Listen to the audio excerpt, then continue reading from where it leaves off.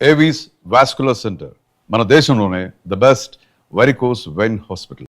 ఆయనంతలో ఆయన ఎలిమినేట్ అయిపోయి రావడం అనేది ఫస్ట్ టైం బిగ్ బాస్ చరిత్రలో జరిగింది. అఖిల బ్రహ్మాండ కోటి అఖిల పరిపాలన పూరణ జగత్ కారణ సత్యదేవ దేవ ప్రియ సోమ సూర్య అగ్నిలోచన శ్వేత ఋషభ వాహన. నా వైఫ్ నాకు కావాలి, నా పాప నాకు కావాలి అని చెప్పిన నువ్వు నా వల్ల అవ్వట్లేదు, వెళ్ళిపోతాను, నేను ఉండలేకపోతున్నాను, గివ్ అప్ అయిపోయింది బాడీ. లైక్ ఇప్పుడు మీ ఫ్యామిలీ నీ దగ్గరికి రావాలన్నా కూడా నీ ఫ్యామిలీకి కూడా నువ్వు గివ్ అప్ ఇచ్చినట్టే కదా. నీకు మీ వైఫ్కి ఏం గొడవలు అయ్యా? తను నేను ప్రెజర్ చేసామండి ఎవ్రీ టైం. చిరాకు వచ్చేది, ఏంటి ప్రేమగా మాట్లాడదాం, ఒక 10 minutes కాల్ చేసినా కూడా వెంటనే మళ్ళీ నిన్ను తేడా అని మాట్లాడుతున్నారు, గే అని మాట్లాడుతున్నారు. కామెంట్ సెక్షన్ కూడా అలాగే నిండిపోయి ఉన్నది. కొంతమంది కాగితాన్ని చూసి నల్ల కాగితం ఉంటారు, కొంతమంది తెల్ల కాగితం ఉంటారు, కొంతమంది కాగితం కదా అంటారు. మీ వైఫ్ను కూడా బ్యాడ్ కామెంట్స్ పెట్టి అనడం కానీ ఇలాంటివన్నీ జరిగాయి. Stupid people will always do stupid jokes.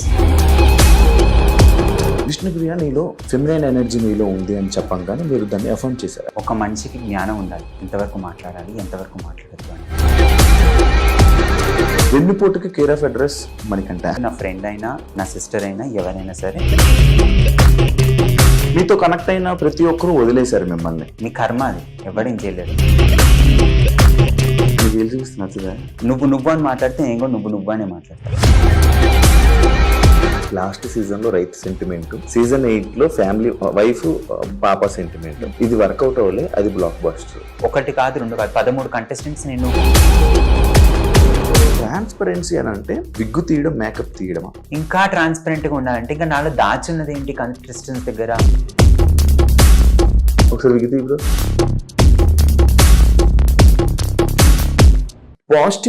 Positive అదే లైక్ ఏదైతే ఇది అన్నారో, ఇది అన్న తర్వాత ఇంకొక సింపతి డ్రామా లైక్ నేను నా అంతలో నేను వెళ్ళిపోతా అంటే ఎలాగో టీం పంపించారు కదా మనం వెళ్ళిపోతా అంటే అన్న ఇది పెట్టుకొని ఇది ఒక డ్రామా ఆడదాం అని అనుకున్నా. బట్ అది ఫెయిల్ అయ్యి బయటకు వచ్చేసావు అనేది ఒక స్టేట్మెంట్ ఉంది. దానికి ఆన్సర్ ఏంటి? లేదు నేను మండే ట్యూస్డే వరకు నేను పుష్ చేయడానికి ట్రై చేశాను. ఇంకా ట్యూస్డే అయ్యేసరికి నాకు అవ్వలే. టాస్క్ లా జరుగుతున్నాయి అక్కడ, నా బాడీ గుంజేస్తుంది, లైక్ ఇంటర్నల్ గా మీకు చెప్పినట్టు of the screen.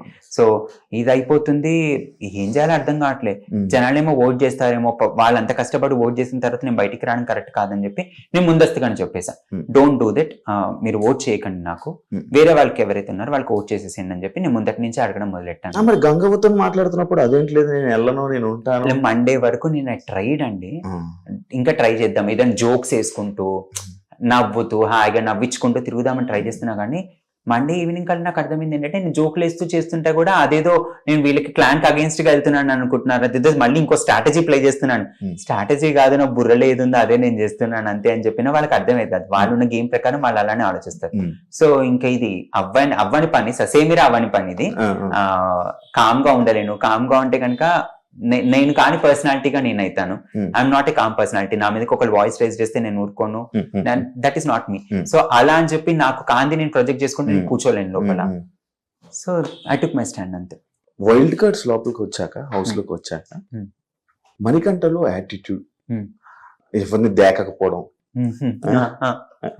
Like over confidence లా అనిపించింది. లైక్ ఇంకా అంటే వాళ్ళు నీకు ఏదైతే అది ఇచ్చారో చూడు, నీకు ఇందాక అన్నారు కదా నీకంటూ ఒక ఆడియన్స్ ఉన్నారని చెప్పి ఒకటి ఇది ఇచ్చారు. దాని తర్వాత మనకంటలో కొన్ని చేంజెస్ అయితే చూసాం, అవి జరిగాయి, వచ్చాయి. నువ్వు ఫీల్ అవుతున్నావు? లేదు, నాకు అలా ఒక కాన్ఫిడెన్స్, ఓవర్ కాన్ఫిడెన్స్ వచ్చేది ఉంటే కనుక 2వ వారం నేను సేవ్ అయినప్పుడే వచ్చేది. అప్పుడు రాలేనప్పుడు 5th వీక్ ఎలా వస్తుంది? అండ్ నేను 5th వీక్ ఎలిమినేట్ అవుతానని కూడా నేను అనుకున్నాను, ఎందుకంటే నైనికా నా ముందు ఉండే అండ్ చాలా స్ట్రాంగ్ కంటెస్టెంట్ తను. సో అప్పుడు కూడా నేను ఓవర్ కాన్ఫిడెంట్ గా నేను ఈ రోజు లేను. ఆ వీకెండ్ నాగార్జున గారు కూడా అడిగారు, నెక్స్ట్ ఇప్పుడు వచ్చిన తర్వాత వైల్డ్ కార్డ్స్ నేను సైలెంట్ గానే ఉంటాను సార్ అని అన్న. నాకు మూడ్ కి నాకు ఎలా ఉండాలనిపిస్తే నేను అలానే ఉంటా, కానీ ఏదో ఓవర్ కాన్ఫిడెన్స్ అంత సీన్ అయితే నాకు లేదు. విగ్గు తీయడం స్టార్టింగ్ పాట ఘోరాది ఘోరంగా 2 స్టేట్స్ ని 2 స్టేట్స్ ని ఏదైతే ఉందో అదొక ఫుల్ హళ్ళెత్తిచ్చింది. మేము ఇచ్చారు. 2 ఏదైతే విగ్గు తీసారో 2 షాక్ అయిపోయారు ఫస్ట్ బుర్ర పోయింది. అదే ఏం జరిగింది అన్నట్టు విగ్గు తీయడం ఏంటరా అంటే నిన్ను ఒకళ్ళు కొంతమంది నిన్ను ఊహించుకున్నారు, నిన్ను చూడడం కొంచెం నువ్వు స్క్రీన్ మీద బాగుంటావు, నీకు ఇది ఉంది కదా చూడగానే ఇదే సడన్ గా షాక్ అయిపోయారు. లైక్ అవి తీసాక ఒక అన్న ట్రాన్స్పరెన్సీగా ఉందాము, నేను ఇంక ఇది ఇంతే అని చెప్పేసి అంటే ట్రాన్స్పరెన్సీ అని అంటే విగ్గు తీయడం, మేకప్ తీయడమా? అంత చెప్పేసిన తర్వాత కూడా ఇంకా ట్రాన్స్పరెంట్ గా ఉండాలంటే ఇంకా నాలో దాచున్నది ఏంటి కంటెస్టెంట్స్ దగ్గర మొత్తం అంతా చెప్పేసాను, ఇంకేం లేదే ఒత్తుతో పొళ్ళుతో మొత్తం అంతా చెప్పా, ఇంకేముంది ఓ వీళ్ళు వెగ్గు తీయడం కూడా ట్రాన్స్పరెంట్ కావాలని ఇది కూడా తీసుకోండి అమ్మా తీసుకోండి అని చెప్పి తీసి కొట్టాను అనమాట. లైక్ నా మొత్తం చూపించేసాను నేను, ఒక్కటి కూడా నేను ఏం దాచిపెట్టలే. బట్ అది ఎడిటింగ్ లో ఎంతవరకు కట్టిందో నాకు తెలియదు కానీ సో అంత చూపించిన తర్వాత ఇంకా ట్రాన్స్పరెంట్ గా ఉండాలి అంటే ఇంకెంత ట్రాన్స్పరెంట్ ఉండి ఇది ఒకటి ఉంది కదా తీసేసి అని చెప్పి తీసేసి చూపించేసాను. లేదు ఒకసారి చెప్పు, నేను ఒకసారి తీస్తే నేను ఒక మాట చెప్తాను, ఒకసారి తీస్తే నీకు ఒక మంచి మాట చెప్తాను. లేదండి ఒకసారి bro at present not now. అంత సెట్ చేసుకోండి. Like even I deserve to be confident and ప్రతి మనిషి అందంగా కనిపించాలని ప్రతి మనిషికి ఉంటది. అండ్ నాకు కొంచెం ఆల్రెడీ ఆడియన్స్ చూసారు.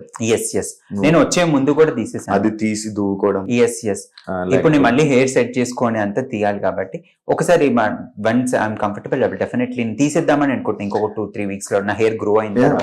నార్మల్ ఇప్పుడు ఒకసారి తీస్తే నీకు ఒక పాయింట్ చెప్తా, తీసి మళ్ళీ పెట్టి నీకు టైం ఇస్తాను. I'm ready to do it, I don't mind.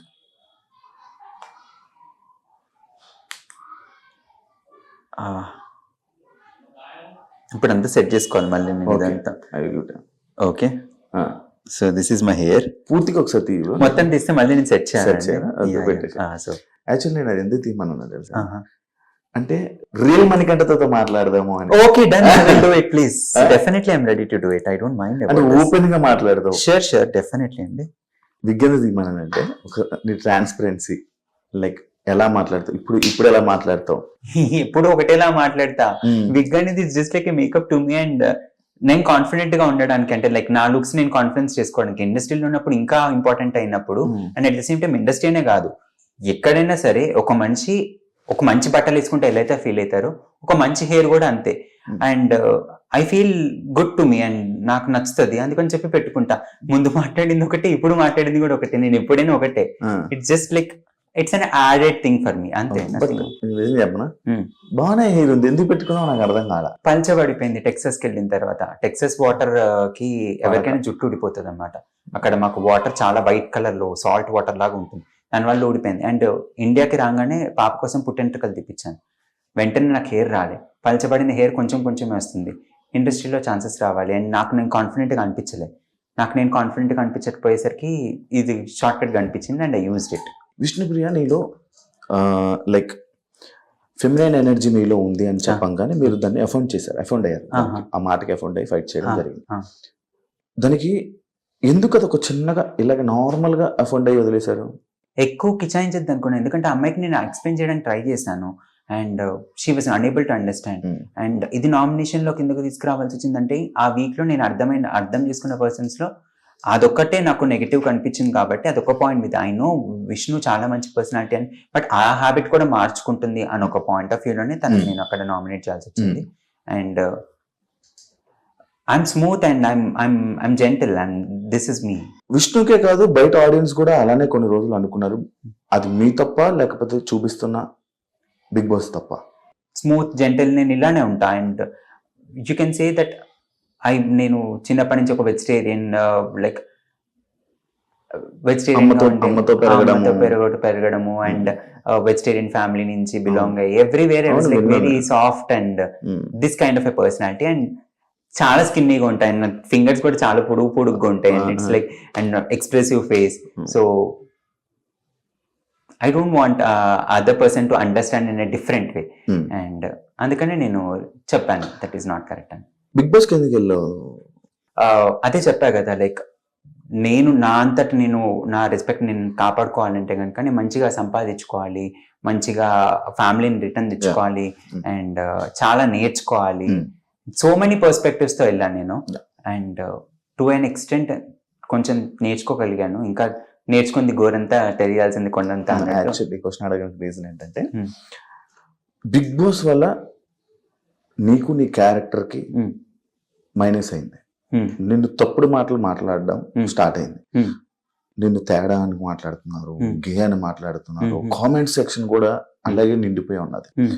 Like మంచిగా సపోర్ట్ చేసిన వాళ్ళు ఎంతమంది ఉన్నారో Hmm. ఇలాంటి టాపిక్స్ అంటే రేపు పొద్దున్న నువ్వు Hmm. ఏదైనా పోస్ట్ పెట్టినా Hmm. లేకపోతే ఏదైనా చేస్తున్నా కూడా Hmm. ఇలాంటి కామెంట్సే వస్తాయి కదా. Hmm. Hmm. దీని మీద నీ ఫీలింగ్ ఏంటి అసలు బయటికి రాగానే ఇలాంటివన్నీ చూసిన తర్వాత? I don't mind about this. సి కొంతమంది కాగితాన్ని చూసి నల్ల కాగితం అంటారు, కొంతమంది తెల్ల కాగితం అంటారు, కొంతమంది కాగితమే కదా అంటారు. సో అది ఇవన్నీ నేను పట్టించుకుంటూ కూర్చుంటే ఇంకా జనరేషన్లో నేను ముందుకు వెళ్ళినట్టే. సో ఇవన్నీ నేను పట్టించుకోవద్దని నేను చాలా క్లియర్గా నాకు వచ్చింది. Hmm. ముందు బిగ్ బాస్కి వెళ్ళక ముందు నేను ఒక చిన్న మాటన కూడా హర్ట్ అయ్యేవాడిని. And now it's like let them talk and whatever they want to. And అదేం పెద్ద తప్పు మాట అని కూడా నేను అన్నాను. సో ఎవరి ఇష్టాలు వాళ్ళవి అన్నట్టుగా నేను ఇంకా వదిలేస్తుందండి. సూపర్ సూపర్, అది చాలా గ్రేట్ తెలుసా యా. నిజంగా. ఎందుకంటే ఇలాంటి మాటలు అంటున్నప్పుడు ఇండస్ట్రీలో చాలా మంది తట్టుకోవడం కష్టం.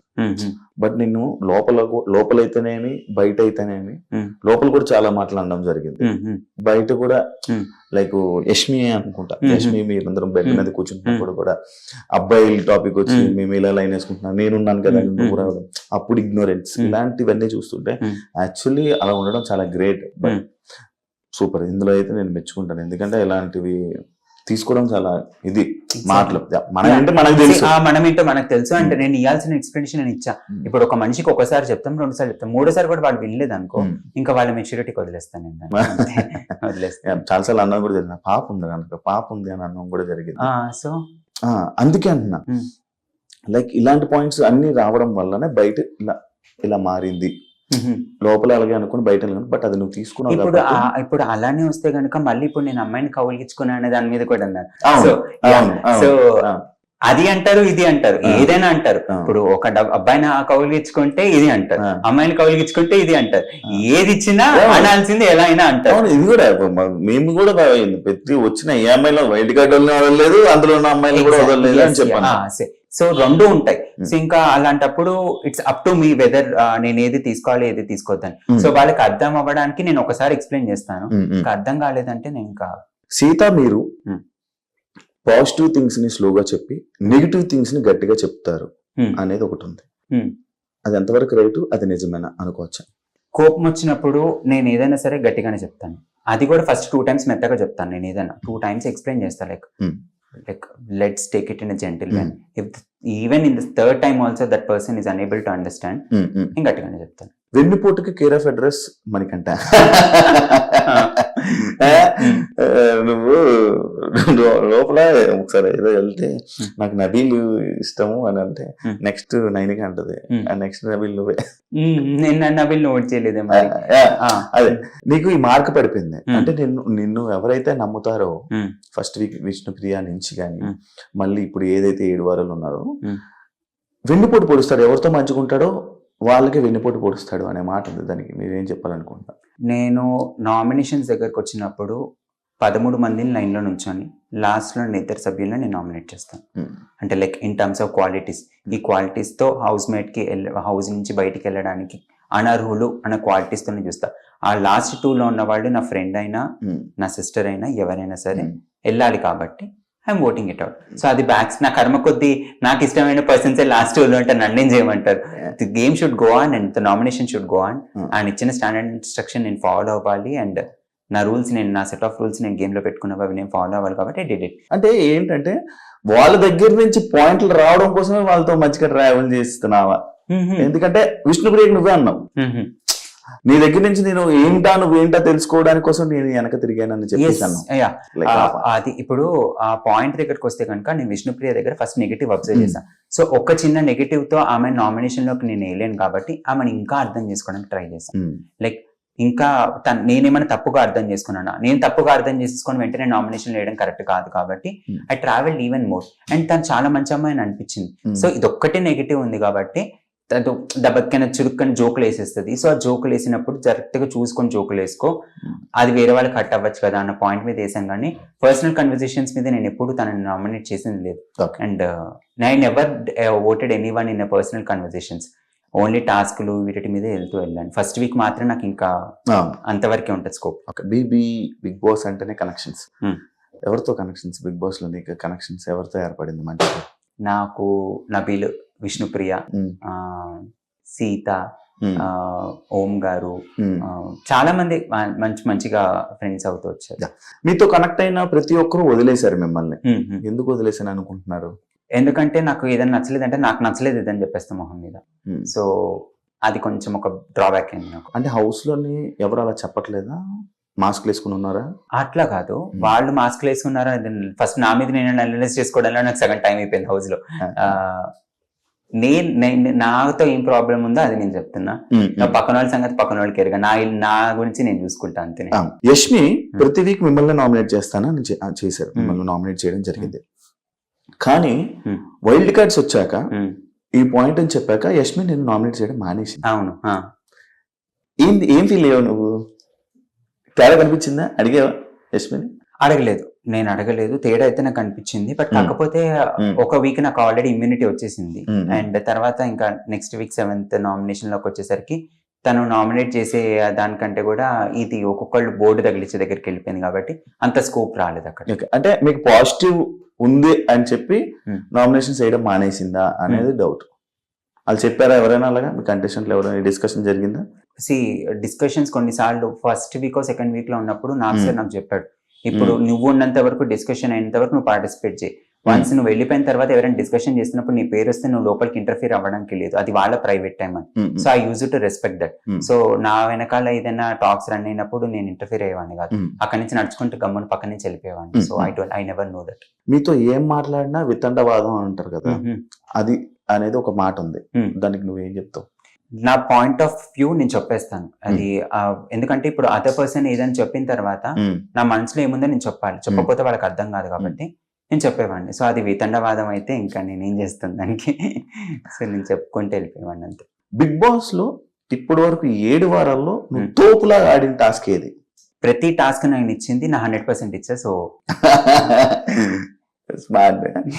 లైక్ నువ్వు ఎందుకు అడిగానంటే నేను ఆడుతా, ఇలా 100% ఇస్తా, అంతెందుకు నామినేషన్ అదే లైక్ వైల్డ్ కార్డ్స్ ఆపాలన్నప్పుడే ఆ మేము కూడా నువ్వు చూసావు ఇలా లెగిస్తావు, లైక్ ఇది 100% ఇచ్చేయాలి అనుకుంటాం. కానీ ఏదో ఒకటి మధ్యలో ఇది అయిపోతుంది, కప్స్ గుడ్డు ఏదో ఒకటి ఇలా జరుగుతూ ఉన్నాయి. అది నీ ఫాల్టా లేకపోతే ఏంటది ప్రాబ్లం ఏంటి?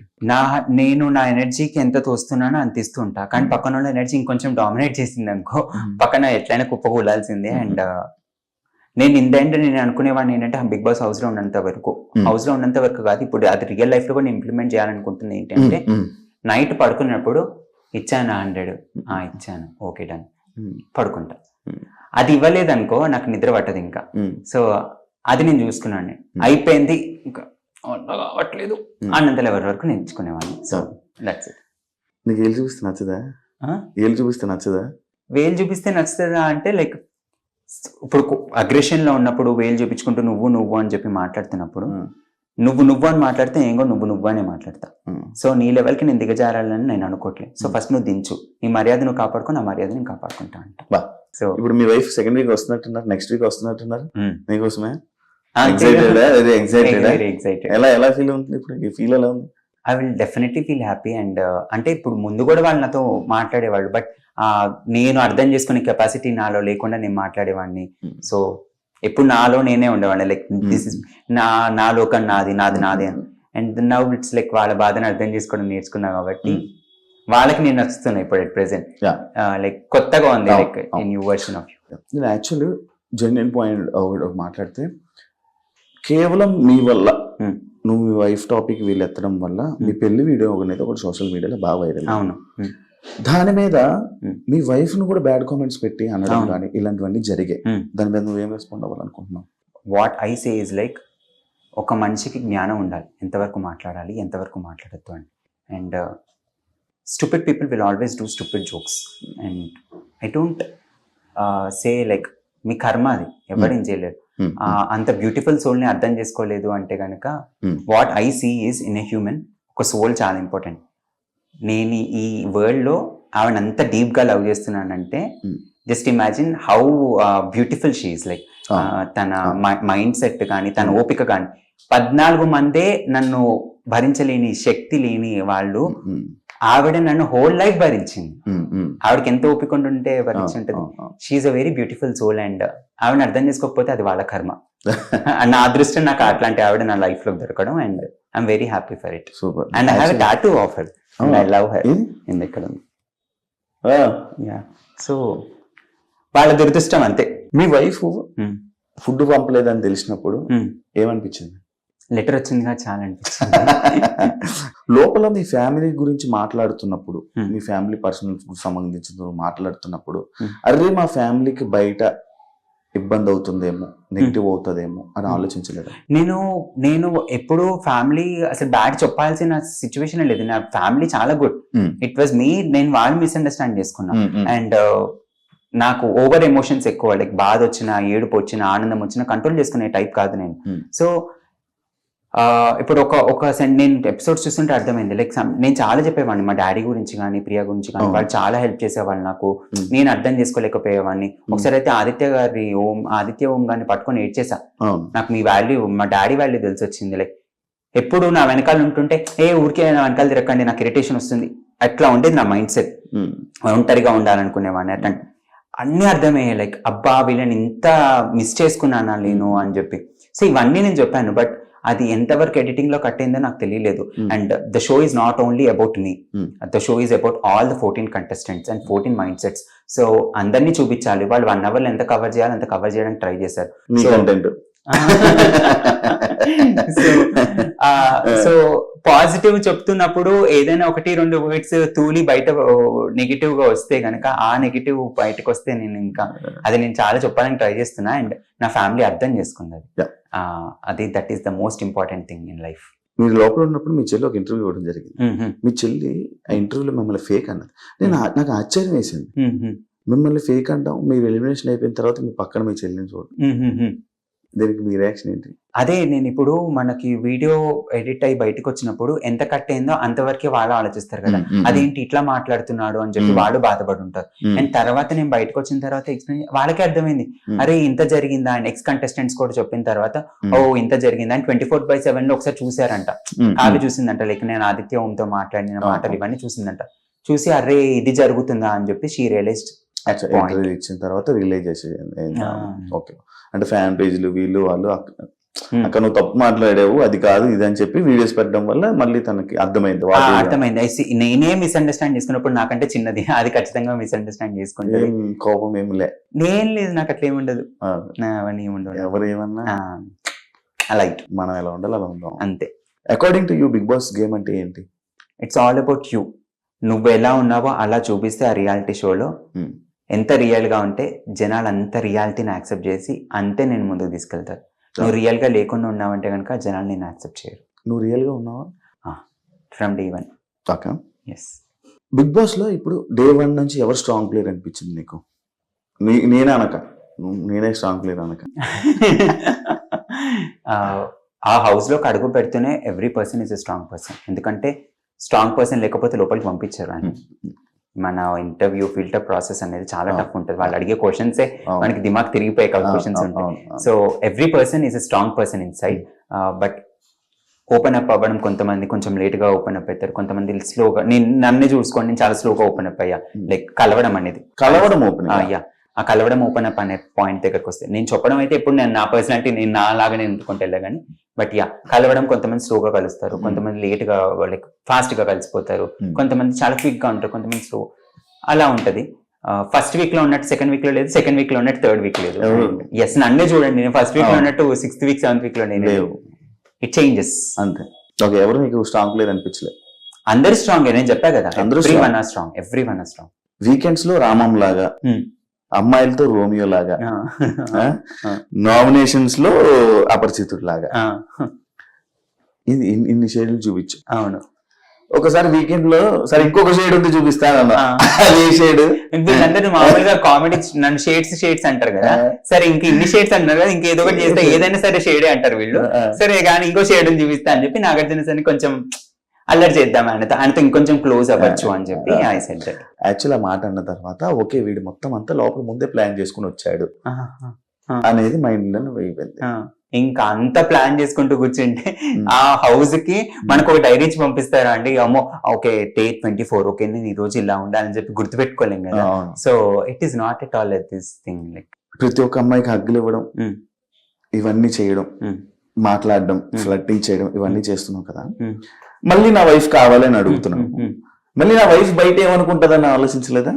ఆహా లేదు, నేను ఇట్లా ఆలోచన, నేను ఎంత ఓపెన్ మైండెడ్ గా ఉంటానో మై వైఫ్ తను నన్ను అర్థం చేసుకునేది ఫ్రమ్ డే 1, నేను మా పెళ్లి చూపైన డే 1 నుంచి తను చాలా క్లియర్ గా నన్ను అర్థం చేసుకుంది. నా మనస్తత్వం లవ్ మ్యారేజ్ కదా, love marriage little like kind of love marriage, love come arranged అనుకోండి. ఇట్స్ లైక్ ఫస్ట్ లవ్ తర్వాత అరేంజ్డ్.